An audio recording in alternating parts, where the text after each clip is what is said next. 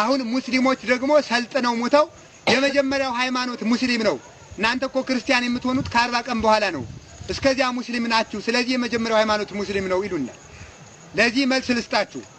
እኛ እስከ 40 ቀናችን ድረስ ወንዶች ቤተክርስቲያን ሄደን ክርስትና የማንነሳበት ምክንያት እስላሞች ስለሆን አይደለም። ግልጽ ነው አይደለም? እስላሞች ስለሆን አይደለም። እንዴት አንዲት ሴት ከፈሳሽ የምትነጻው ወንድ ከወለደች በ33ኛው ቀን ነው። በስንተኛው ቀን ነው? በ33ኛው ቀን። ሙሴ ደግሞ የመንጻት ሕግ ብሎ ከፈሳሽ ንጹህ ነው እንዲቆይ ብሎ 7 ቀን ሰርቷል። ኦሪት ዘሌዋውያን ምዕራፍ 12 ቁጥር 1 ላይ ደምሩ ስንት ሆነ?